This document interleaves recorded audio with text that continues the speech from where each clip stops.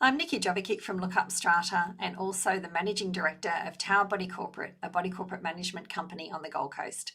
We're joined today by Morris Mellinger and Bruce McKenzie from Sedgwick and Corey Nugent from Resilience Insurance. Our topic for today is changing the landscape of consumer protection in strata, and we'll be discussing the steps that are being taken to protect strata owners and new purchasers. In the past, consumers have had little recourse to address issues with contractors, often resorting to expensive litigation that can take years. However, the good news is that finally the industry is shifting towards a more consumer-centric market. During today's webinar, we'll discuss how industry and government around Australia are implementing schemes to deliver high-quality buildings now and for future generations. This is a national session and will mention if any information is specific to one particular state. Some of the slides reference New South Wales, and we're talking about how these projects may be rolled out across Australia and what this means for other states. Before we begin, I'd like to mention that the information contained in this session, including the discussions that arise from submitted questions and chat conversations, is not legal advice and should not be relied upon as legal advice. You should seek independent advice before acting on the information contained in the session. Now, today we're joined by Morris Mellinger, Bruce McKenzie from Sedgwick, and Corey Nugent from Resilience Insurance. Morris joined Sedgwick in 2020. He provides 30 plus years of experience in residential, commercial and retail building. He has strong capabilities in project management, stakeholder management, insurance claim process management, procurement and facilities management. Bruce has over 30 years experience in the building industry. Currently, Bruce is the National Manager for Commercial Services and Major Projects at Sedgwick. And in 2022, Bruce commenced a secondment with the Office of the New South Wales Building Commissioner to launch Project Intervene, which we'll be talking about today. And Bruce is the Acting Program Director and has developed and implemented the program, including the management of a panel of project managers and experts. And Corey has been in the insurance industry for more than 30 years, primarily focused on building and construction. Most recently, Corey was the Senior Operations Manager at the Insurance Council of Australia, responsible for the advancement of changes to the National Construction Code and Australian standards, and worked with governments across Australia on building reform. In his current role as CEO of Resilience Insurance, he's offering the game-changing Latent defect insurance product. The team at Sedgwick have joined us for, I think it's been about 4 previous webinars on topics such as cladding, mould, defect restoration, and then by far the most viewed, there was one on leaky buildings, and that leaky buildings video has had almost 600 views. So today we'd just like to say welcome to the webinar, Corey, at this stage, and then I believe Morris and Bruce will be joining us. Oh no, we're all on board. Thank you. I didn't realise that when I looked last time it was only Corey, but we're all here. So thanks so much. Thanks for joining us, everyone. Thanks, Nikki. Corey from Resilience here. So I'm really happy to be here and chatting. Terrific. All right. Do you want me to kick off, Morris, and go from here? Yep. Okay. So as I said, thanks, Nikki, and everyone online for coming about and listening to an insurance discussion. Not many people generally like to listen to insurers and insurance discussions, but we're here today to talk about latent defects insurance, a new product into Australia. Morris, do you want to flick over to the next page? So if we work through some of the details that we know in the strata space, we've just got a couple of headline items here. Morris and or Bruce, jump in wherever you think I'm missing a point here, but we know that there's 340,000 strata schemes, 2.8 million lots nationally, and around 15% of us live in these communities. Now, there is an estimate that I've seen separate of this that the likely percentage of people that will either live and or work in a class 2 building by 2050 is ramping up towards 40% of the community will live in these types of buildings as we move forward. Over the last 12 months, we've seen and heard a lot about the construction industry and where these sorts of things sit and some of the pressures that are there. We've obviously heard about the supply chain disruptions, cash flow restraints, labour shortages, increased costs. Obviously the number of building or builder insolvencies. More recently, I think there was a major national builder that is likely to go into administration early this week or throughout the week. There's been problems in that space. And there's been a lot of discussion around the delivery of defective buildings. That is, buildings that are built and they're left with significant defects. for which the owners end up responsible largely for the cost and or litigation to try and remediate those buildings. I mean, there's a number of notable examples in New South Wales that have made the media nationally with Opal and Mascot, Vicinity, Top Place, range of buildings in that space with significant issues. The problem is quite drastic at that point, which brought about a lot of the reform program that we've seen, which Morris and Bruce have been leading in that space. But there was a report done for the Australian Building Codes Board nearly 2 years ago now, where they were talking about Class 2 buildings, so high-rise residential buildings and mixed-use buildings, where they were talking about the cost of defects alone. Forget the alternative accommodation and the social, mental, behavioural costs that go with all of those, but a cost of $1.76 billion worth of defects in those buildings alone per year, every year. It is a drastic problem that has needed some resolution. So I guess what we're here to talk about is how we can resolve those issues and move forward, and what the next 12 months might look like, say in New South Wales and hopefully around the rest of the country. Latent defects insurance. So as I said, we're here to talk about latent defects insurance and what that might look like. Resilience Insurance is the first provider of this insurance product in Australia. In saying that, it is not a new product. It's existed around the world for over 70 years. However, it is only now just coming to reality in Australia, and Resilience Insurance is the first to bring that out here. It provides structural defect protection, waterproofing, fire services, building services, protection for those issues and defects that arise for 10 years post completion of the building work.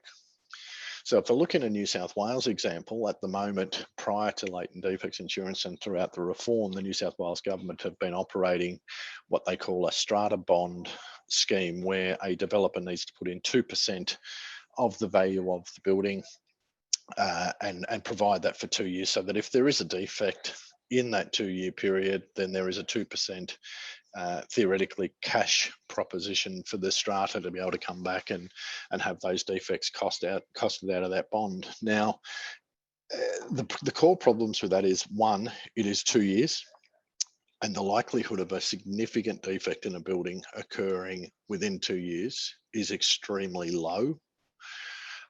If you look at Mascot, for example, it took the better part of 7 or 8 years for those defects to really start to manifest and be seen. And secondly, that the cost or the provision of a benefit from that scheme is that it is only 2%. So if the cost of the defects or the rectification exceeds that, then it is back to square one for the strata, that they need to return to the litigation space to be able to seek recovery of those costs to have the building repaired. Latent defects does this differently. So what it does is it provides 10 years worth of cover for that proposition, and it does it on what we call a strict liability basis. That means you don't need, as a strata or lot owners, you don't need to go to court to find fault and go through a whole litigation process to be able to find fault. What is covered is the defect, not who created it. So there is not a litigation proposition to be able to go and get those things fixed. The insurer walks in on day one, assesses the defect, identifies where the defect is, what the remediation is, and resolves the rectification of that day one. It will be a game changer in terms of the activity that stratas need to take on in that space, because traditionally you've needed to gain lawyers at 10 paces and start in court and work through that. That invariably takes anywhere from 3 to 10 years to run through those processes, depending on where that goes, and the cost is just astronomical. So people talk to us about, all right, well, if we have this insurance, how is it that it deals with it differently? Firstly, as I said, the bond is 2 years and it costs 2%. We've heard a lot of different excuses throughout the industry in terms of how that works. Theoretically, the 2% is calculated into the feasibility for any building and is charged through the building contract in a range of different ways or mechanisms. But theoretically, the strata is paying for that through the sale of those buildings in that space. Now, if you have a really good builder, a really good developer, and the bond comes back, that's fantastic. You've got a great building, but that bond will go back to the developer. I'm yet to see one where the developer has passed those monies that were returned back to the owners who actually paid the bond at the start. But the cost of that bond runs at around about 2.3%. So the 2% cash plus the cost of capital plus the cost of inspections post completion to ensure that that is done properly. LDI, or as we call it, latent defects insurance, runs at 1.5% as an average. Now that bracket may move anywhere from say 1.1 through to about 1.7% after you've dealt with inspections, but the average that we're seeing is around about 1.5%. So one of the things that we're talking to consumers, to stratas and other interested bodies about is asking the question when you're purchasing your unit of your developer or the real estate agent, are you getting 2 years cover or 10 years cover? It is not a cost exercise from that point of view. It's not an increase in the cost of what you're purchasing. It is cheaper than the bond to start with, and it is absolutely a stronger cover. So I've spoken about 10 years.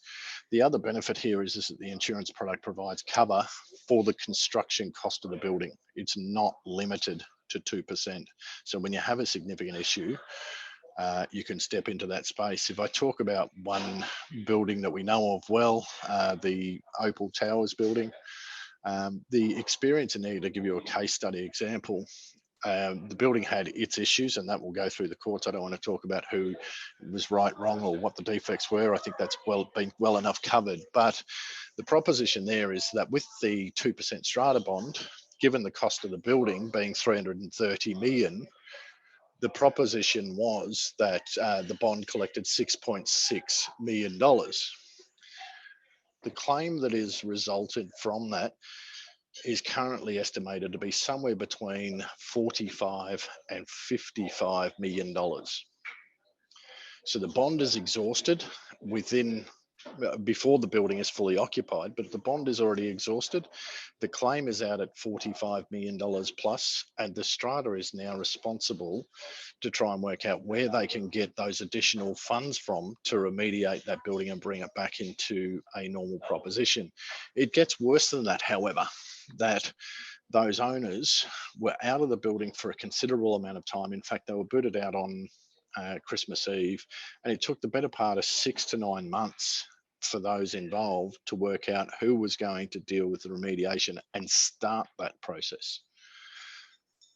Outside of that, post-remediation, the proposition is that the engineering reports and the like that came back to say that the work had been done were all qualified. So the strata is looking at a strata policy that they needed to put on there, which is extremely heavily restricted or excluded, meaning that the cover is not as full as it would have been had the building been put together appropriately. So from a strata and owner point of view, there is just no end of risks there.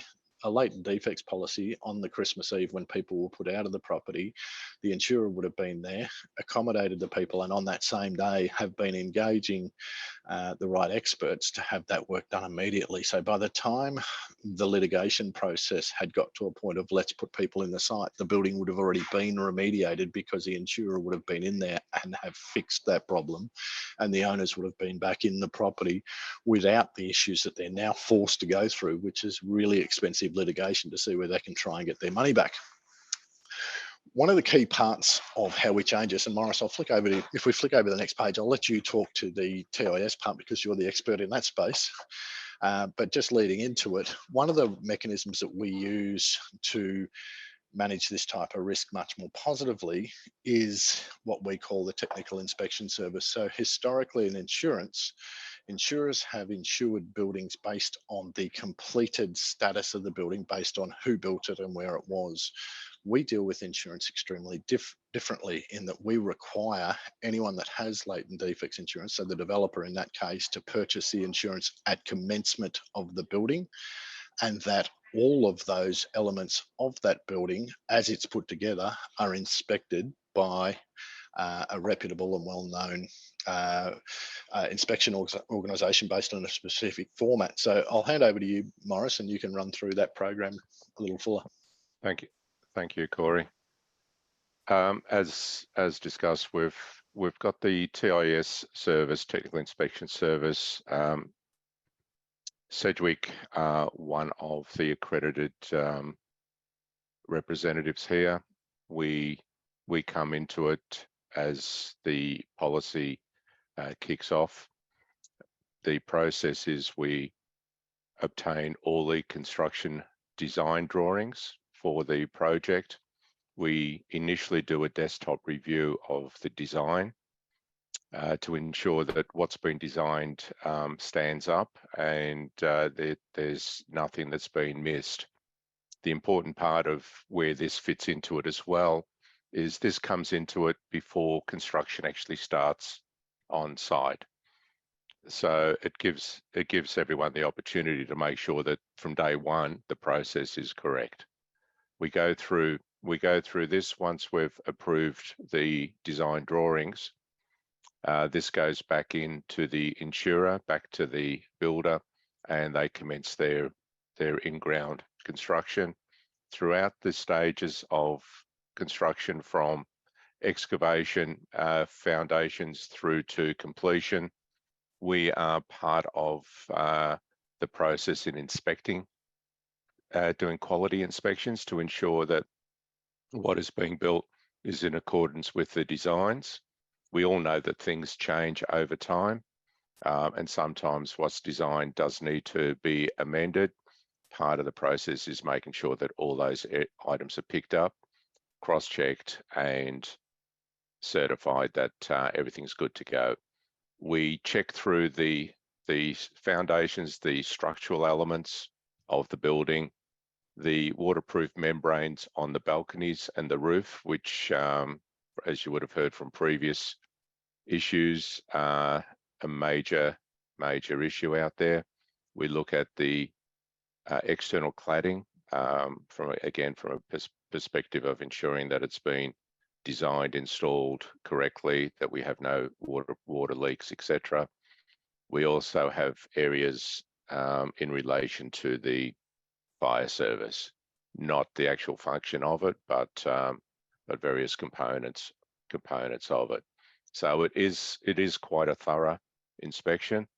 It doesn't cover your basic internal components. Most of the problems that everyone, as a general rule, incurs is in the foundations, in the cladding, and in the waterproof membranes. So it's the whole idea here is to eliminate the risk factor as much as humanly possible, and this is where this is vastly different from the way things are constructed at the moment, where it relies purely on the builder's own inspections occurring. Those builders that are good out there do a lot of this style inspection, but this still takes it another step further. The next area that we've got is ensuring the quality of our builders out there. And in New South Wales at the moment particular, there is a system called iCert. It's put together by Equifax. They're independent consultants who specialize in financial stability of businesses.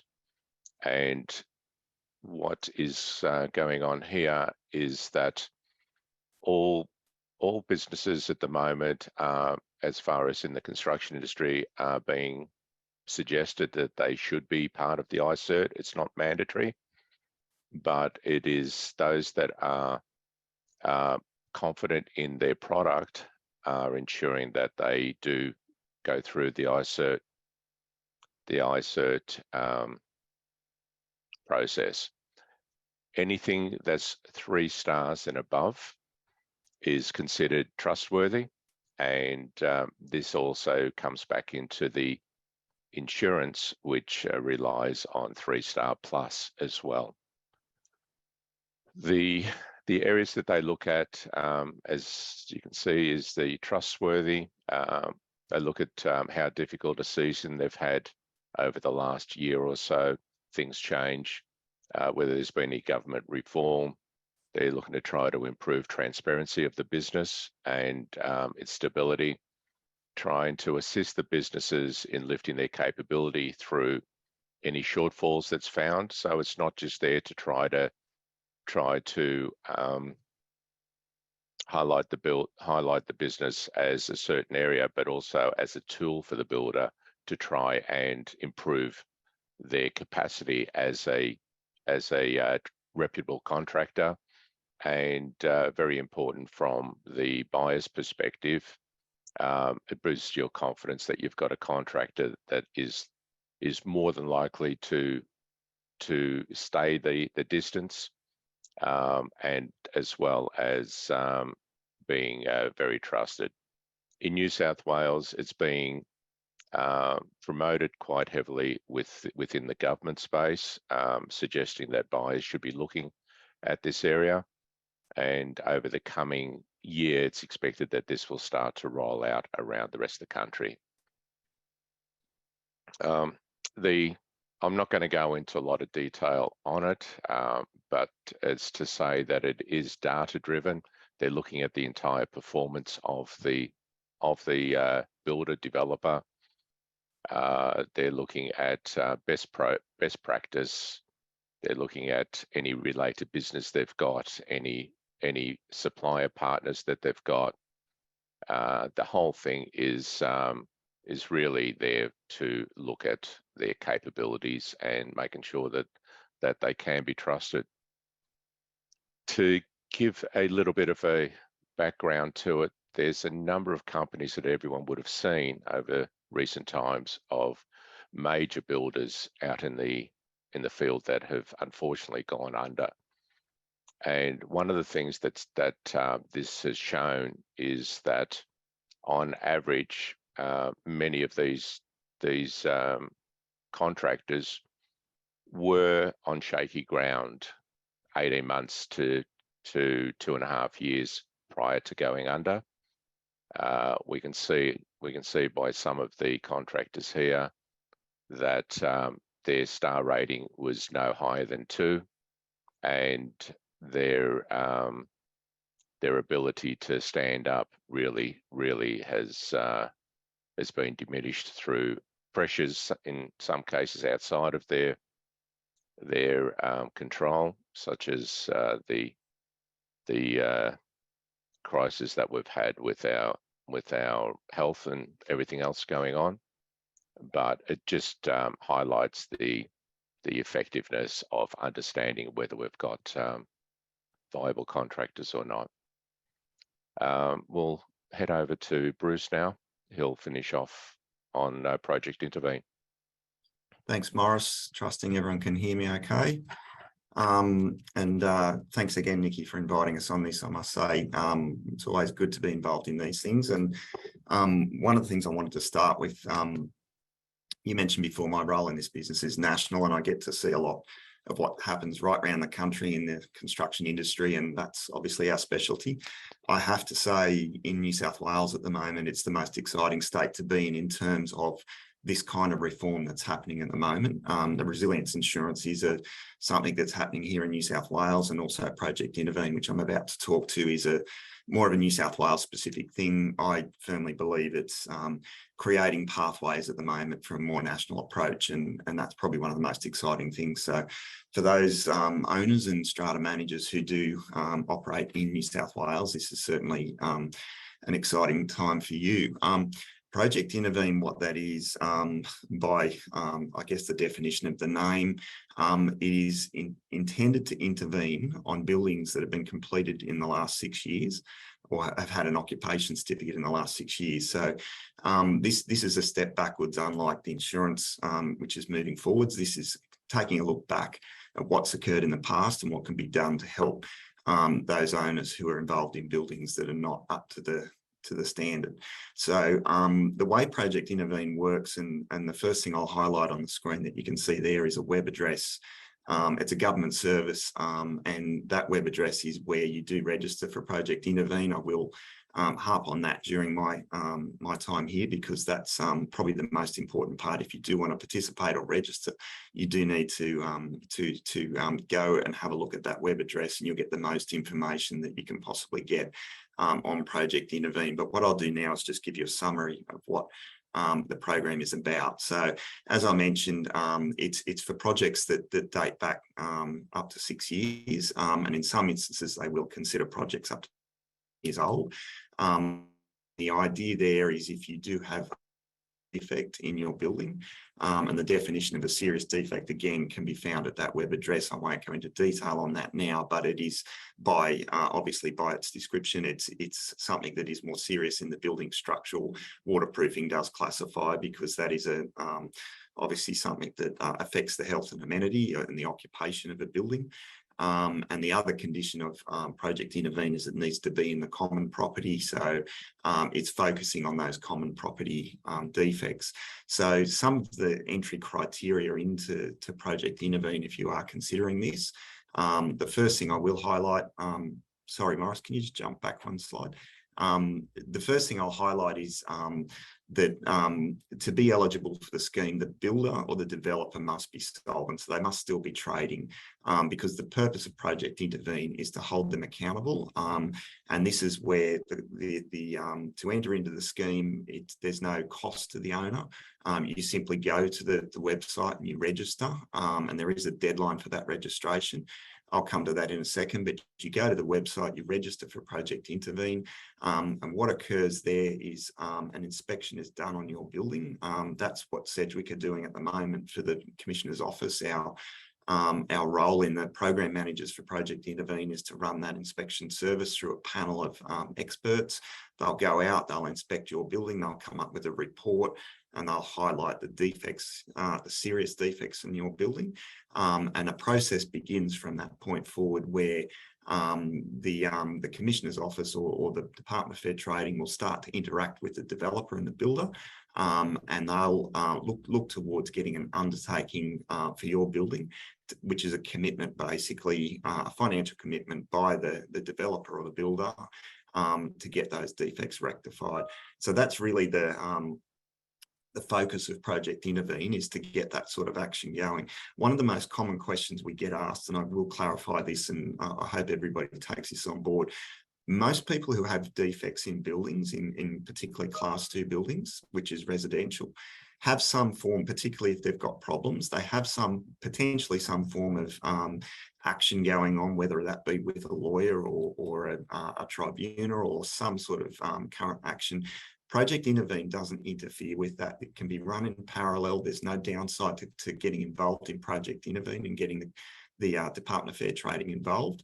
It can run in parallel. One of the advantages of Project Intervene is it's much quicker in getting a resolution. So the timeline as it runs through the program is quick. They will look to getting an undertaking through the developer or builder. If the builder or developer choose not to participate in that, or they don't cooperate, that can very quickly lead to further action, which most developers and builders don't want, because as I mentioned earlier, they are solvent, they are trading, they've most likely got other projects going on. It will impact that. So the level of cooperation, there's certainly an incentive there to cooperate. I'll just get you to jump forward one, Morris, thanks. So as I pointed out, the red text there on the screen just gives you a little bit of information there on some of the criteria. Again, the builder's got to be active. It's got to have an occupation certificate within that last 6 years. That aligns with the statutory warranty of construction in New South Wales. The building's got to be 4 stories or more. That's one of the criteria of a Class 2 building in 4 stories or more. And the building's got to have serious defects. So buildings that are under 4 stories, for instance, 3 stories or less, or even buildings that don't have a Class 2, which is the residential component, if for argument's sake it's commercial, they don't qualify for Project Intervene at this stage. Whether that changes in the future, I can't confirm, but at this stage, the gate is open for Project Intervene for those Class 2 above 4 stories, and I think that's been identified by the Commissioner's Office as the area that needs the most attention immediately. because they're the buildings that have obviously got the problems and owners that are sitting in unfortunate circumstances. So the due date, really important. It's up on the screen there. The gate is open for Project Intervene now. It opened on November 2nd. The 30th of June is the close date, and at the moment that's firm. So what the close date really indicates is you just need to get your building registered into Project Intervene by the close date. Once you've registered, the program will run after that date to manage your building. But it's really important, if you think you've got a building that you think might be eligible for the program, to get in on that website that we mentioned before, through the newsouthwales.gov.au. Just search up Project Intervene, you'll find the website. There's a lot of information on that website in terms of all sorts of criteria and how the program runs, and an undertaking manager gets involved once an undertaking signed up, and a superintendent to help manage the defects in your building. So there's a lot of good that comes out of it. And I would certainly encourage anyone, if they're interested, to jump on and have a look there. As highlighted on the screen there, an authorised member of the strata committee or a strata manager can lodge through fair trading. So again, go to the website, you'll get all the information you need on that. There is no cost to the owners corporation. This is a government initiative. I've been in this industry for quite a while, as Morris has. I don't think I've ever seen such positive outcomes of these kind of government schemes in my time. So I'm really passionate about this. I think it's a great way of getting an outcome for owners corporations, because I've been involved in a lot of project management of defects where costs aren't recoverable or builders aren't held accountable. So this is a really positive outcome for owners.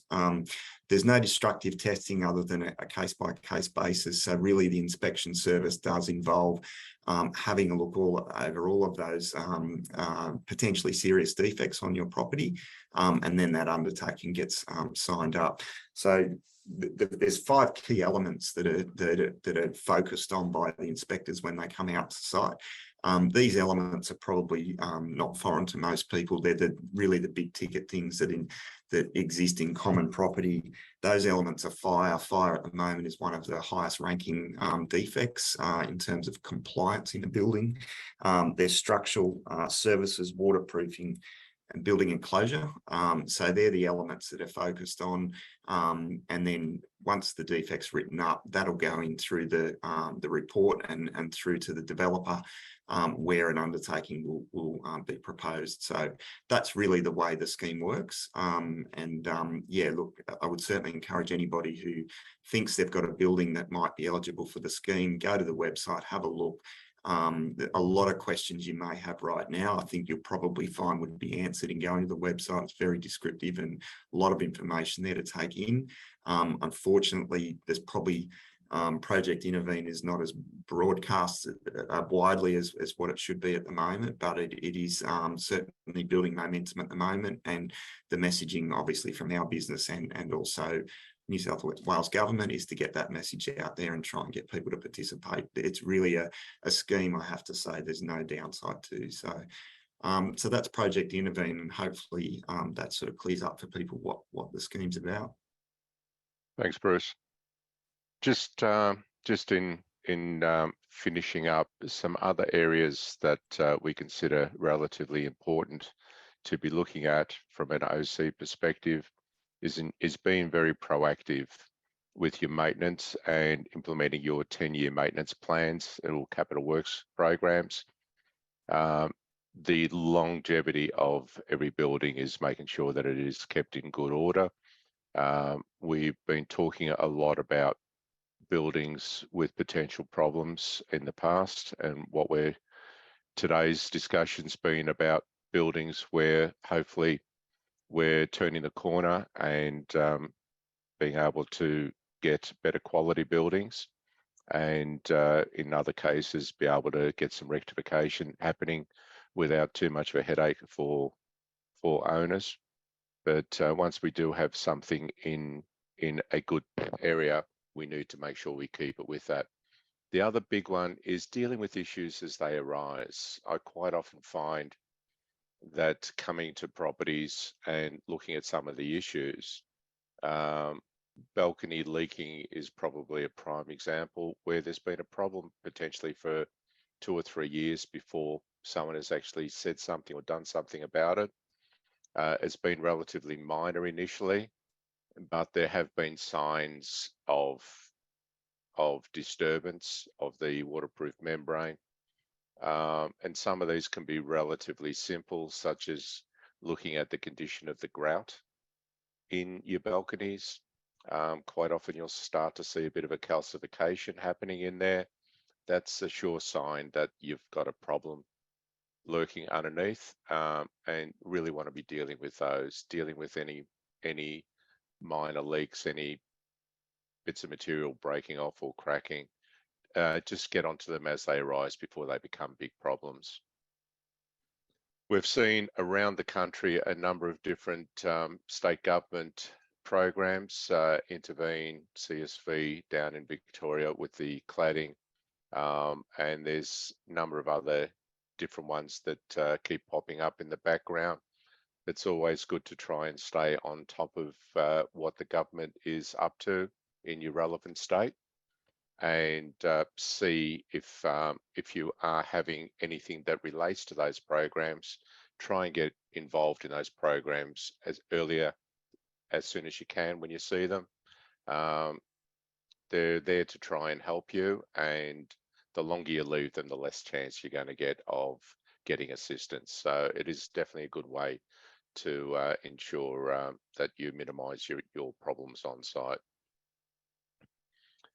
Obviously, working with your insurers to ensure the adequacy of your cover in place.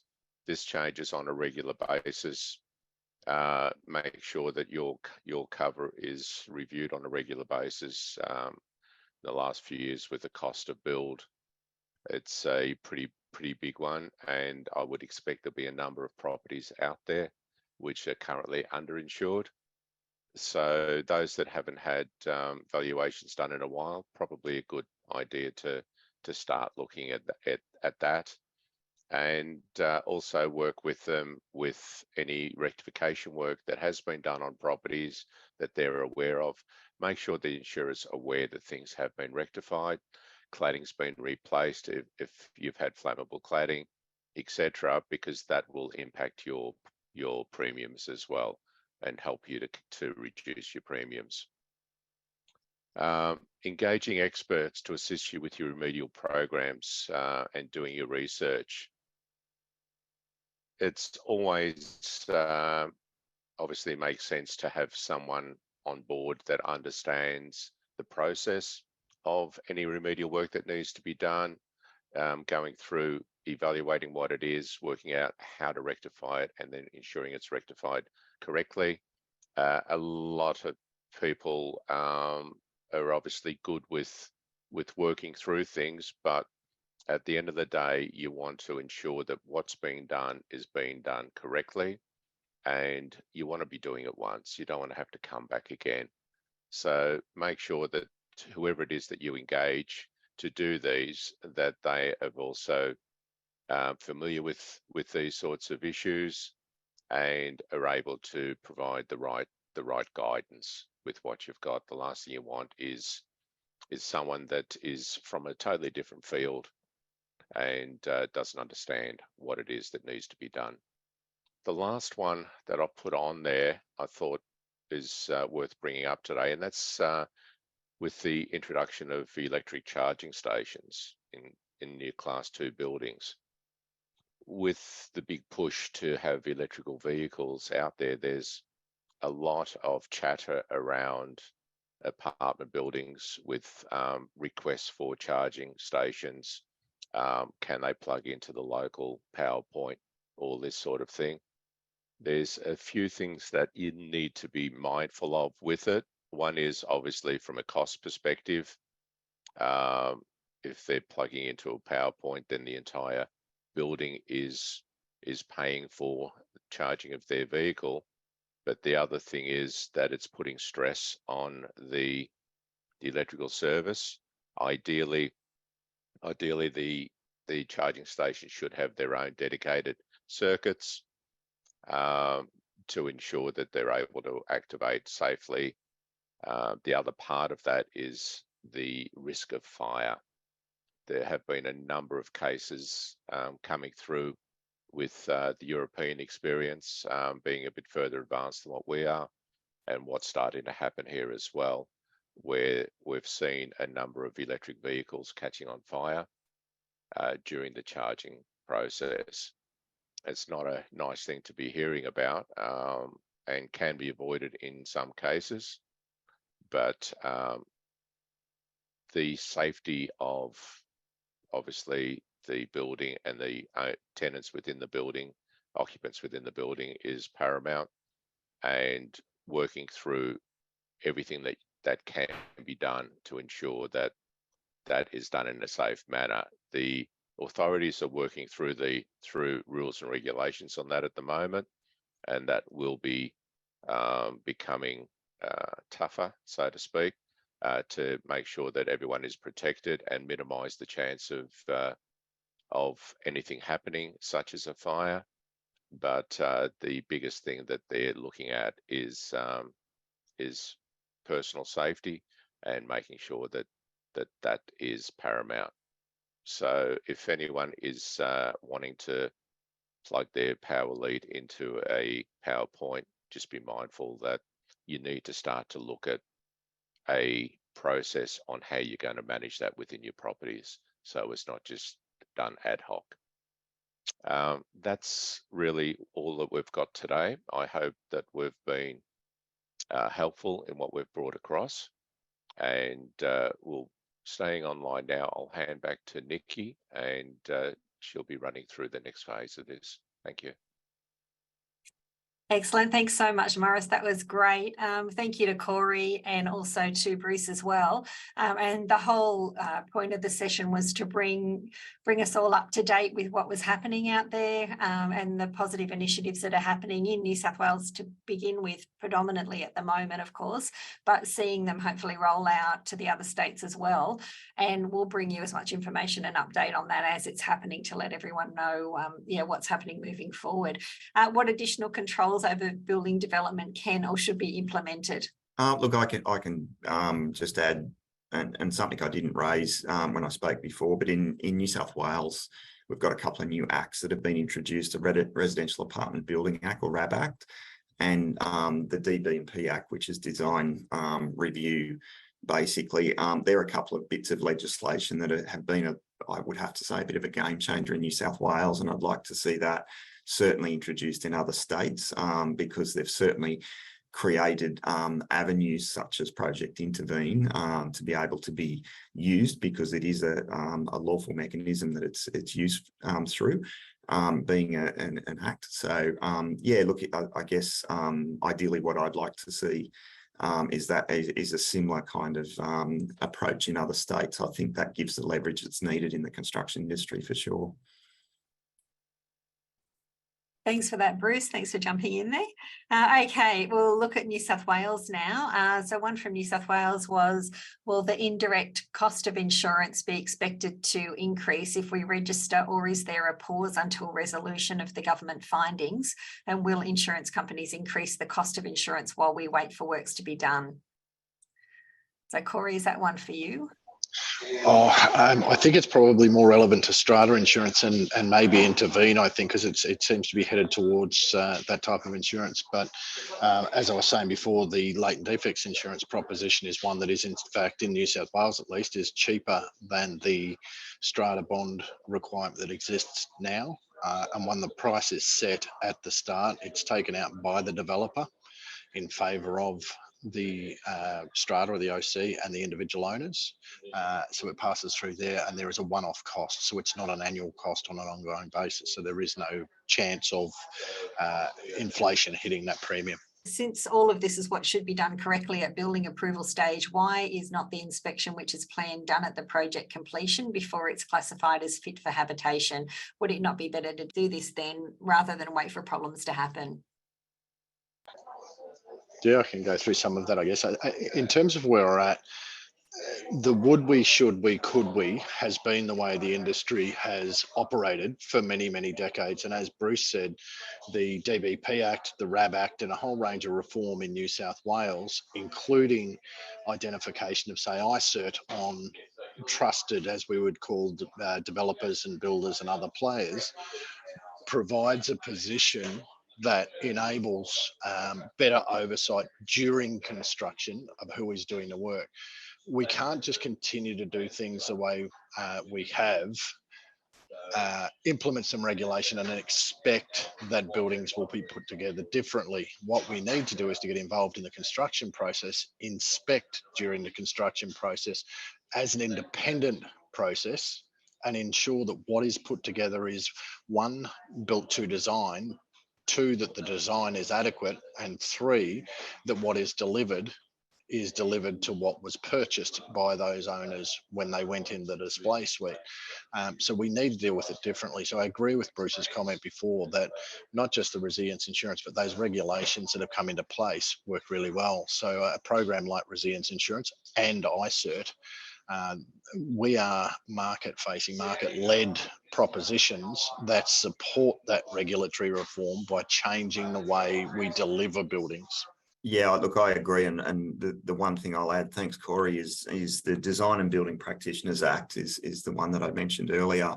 The real game changer in New South Wales with the use of that act is it requires what's called declared design. So for new developments, you need to declare your design prior to construction, prior to even starting. That goes through a government mechanism and gets checked prior to things commencing. That's very different to how things have operated in the past. And in addition to what Resilience are doing with what Morris mentioned about, checking designs for the insurance purposes, the DBMP Act is also there as a primary function of its law, and it is required, and you must declare your designs. It's not optional. So that's something that is happening at the moment as well. And again, I'm, excited to see. I don't think we've probably seen the results of that yet because it hasn't been active for long enough, but I'd like to think in a year or two we're going to start to see some really different results in terms of what's getting through, so that I know there was reference to things like Mascot Tower, but something like that I think would highlight particularly structural issues a lot earlier, where there might be a concern, and it might get discussed and resolved before ground's broken on site.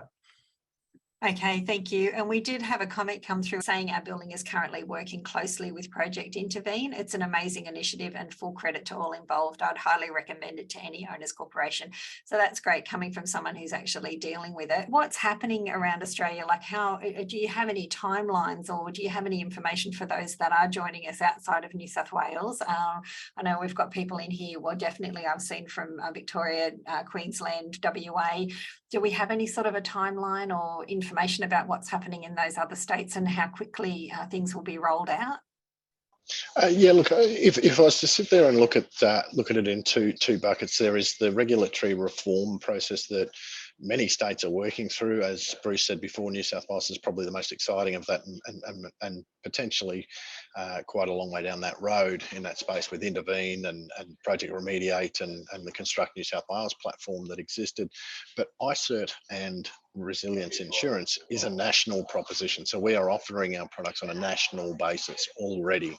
So a builder developer in Queensland, in Victoria, in Western Australia could access those products and deal with that as it stands now. What's critical in those states, however, is advocacy required from the strata community and from owners to governments to ensure that they expand on that reform program, to ensure that consumers are protected through those sort of mechanisms that we already see in New South Wales, supporting those market-led propositions. Now, iCert is a market leader in its space in providing that trustworthy rating on a regulated ratings basis, and Resilience is the market leader in bringing this insurance to Australia.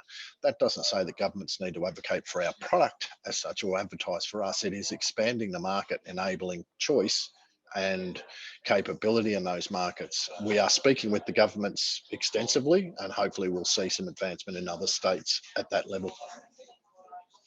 Okay, thank you, Corey. Bruce, did you have anything to add to that? I guess the only thing and the lead that's happening or occurring in New South Wales at the moment, those might be where we've got a very, very active building commissioner who has come into a role amongst a industry in turmoil, where there has been a lot of problems. I won't say New South Wales were leading the way, but certainly there was a lot of problematic buildings in New South Wales that gave rise to getting a commissioner in place, helping to clean up that industry. And that's where the new acts had sort of come into play as the commissioner got traction in that space. So I guess that's fortunate at the moment, but there's certainly very, very heavy interest in other states on what's occurring.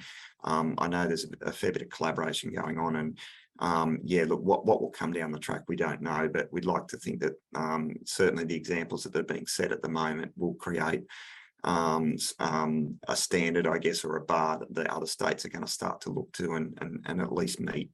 That would be good to see. It would be very good. And Morris, do you have anything that you'd like to pop in there? Because we're coming up to the end of the time, so we might have to finish up. But if you've got any final words to share with us, just from finalising this, as we sort of touched on, which perhaps we weren't clear on it earlier on, these things such as ICERT, such as LDI insurance, they are a national scheme. They are primarily in New South Wales and focus there primarily because of the RAB Act and the DBP Act has helped to energize that and people to be able to see the advantages of them.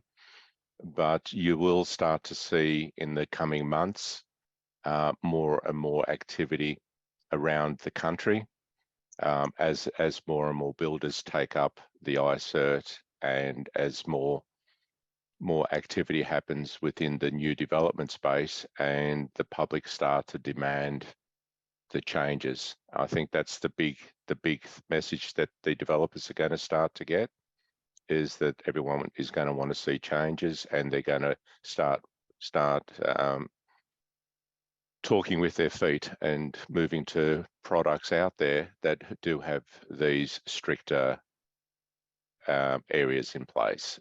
It's just going to happen.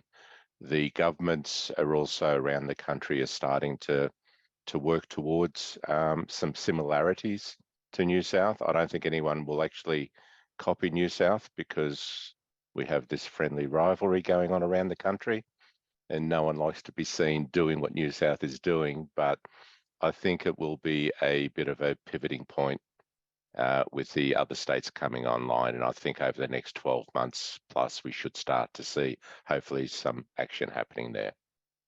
Thank you. Okay, wonderful. Thank you. There's a lot more to talk about. It was a beginning conversation to let people know what was happening out there.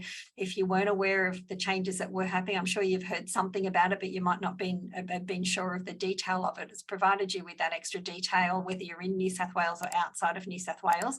As Morris, Bruce and Corey have said, if you're outside of New South Wales, please do get in touch. There's advocacy there. You can make the change, or you can push the change. We don't do a lot of advocacy at LookUpStrata. We're more a presenter of information and a deliverer of information. But please take this information that we've given you today and take some action and get the change happening within your state, which would be really good to see. So thanks so much, Morris, Bruce and Corey, and we'll see you again, no doubt, and in the future on another session. Thanks, everyone. Bye. If you gained value from this video, please hit like and subscribe to our YouTube channel. If you're looking for information about parking, strata insurance, defects and more, head over to lookupstrata.com.au or sign up to our free weekly newsletter via the link in the description box below.